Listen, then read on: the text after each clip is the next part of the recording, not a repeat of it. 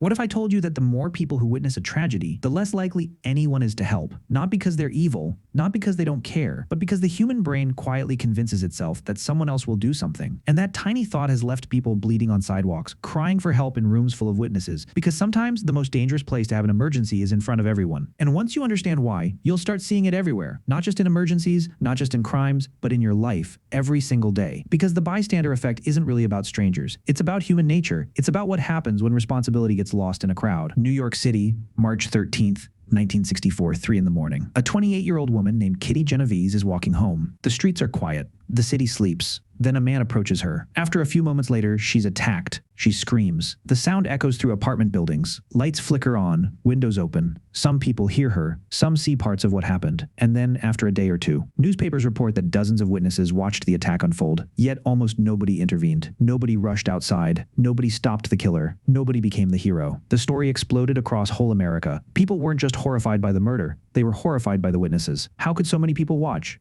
and do nothing? The public wanted an answer. Psychologists wanted one too, because if normal people could ignore suffering this easily, what did that say about all of us? But then something strange happened. Years later, investigators discovered the original story wasn't entirely true. The famous claim that 38 people silently watched the murder was heavily exaggerated. Some witnesses only heard fragments. Some called the police. Many never understood what was actually happening. The real story was more complicated, but by then the damage was done. A terrifying idea had already entered the public imagination, and psychologists couldn't stop thinking about it. Because even if the details were wrong, the question remained, why do groups sometimes fail when individuals would act? And this is where everything changed. In the late 1960s, psychologists John Darley and Bibb Latané decided to test it, not with theories, with experiments. One study was deceptively simple. Participants sat alone in a room filling out questionnaires. Then smoke slowly began pouring through a wall vent, an obvious danger, a possible fire. When participants were alone, most reacted almost immediately. But when several people sat together, something bizarre happened. Many looked at the smoke, then looked at each other, then looked back at the smoke. Nobody moved, nobody spoke. The room slowly filled with smoke, while people pretended everything was normal. Think about that. Your eyes tell you something is wrong. Your instincts scream danger, but everyone around you acts calm, and suddenly you begin doubting reality itself.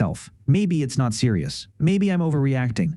Maybe someone else knows something I don't. This phenomenon became known as pluralistic ignorance. People don't trust their own judgment. They borrow reality from the crowd. And the crowd is doing the exact same thing. A room full of uncertainty disguised as confidence. But that wasn't the worst part. In another experiment, participants believed they were listening to a group discussion through an intercom. Then one person suddenly appeared to have a seizure. They sounded terrified, desperate, unable to breathe. If participants thought they were the only witness, most rushed to help. But when they believed other people were listening too, help dropped dramatically. The victim's chances of receiving help decreased simply because more people were present, more witnesses, less action. It's completely backwards, and yet it's one of the most replicated findings in social psychology. Why? Because responsibility behaves strangely inside groups. When nobody else is around, the responsibility belongs entirely to you. But once a crowd forms, responsibility starts dissolving, splitting itself into smaller and smaller pieces until nobody feels fully responsible anymore. Everyone assumes someone else will step forward. Everyone waits, everyone watches, and everyone becomes part of the problem. Psychologists call this diffusion of responsibility, but that phrase doesn't capture how disturbing it really is. Because nobody consciously decides to abandon the victim. The brain does it automatically, silently, without permission, without awareness, which means something deeply uncomfortable. Under the right conditions, almost anyone can become a bystander, even you. And this is the part almost nobody talks about. The bystander effect isn't limited to emergencies. It escaped the laboratory decades ago. Now it lives everywhere. At school, at work, online, in friendships, in families, someone gets humiliated in public. Nobody speaks, a coworker gets mistreated.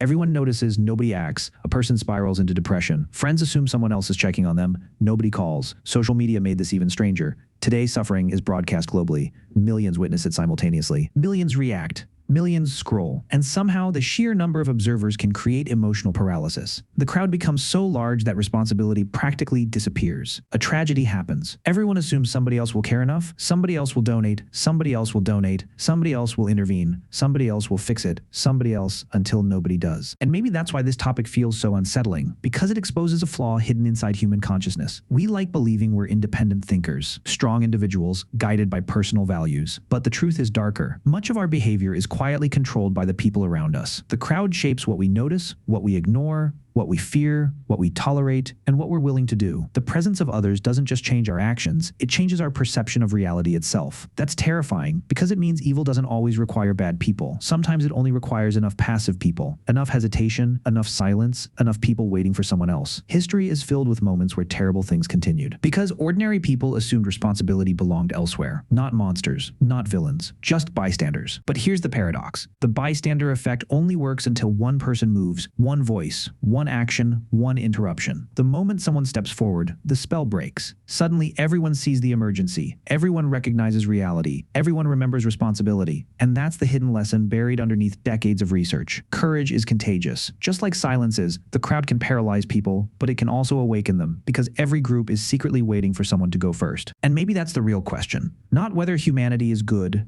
not whether people care, but whether you're willing to become the person who moves first, the person who speaks first, the person who refuses to wait, because one day the crowd might be staring at a problem. The crowd might be waiting for someone else. The crowd might be frozen, and without realizing it, that someone else is you. And if this made you think you already know what to do, subscribe before someone else does it for you.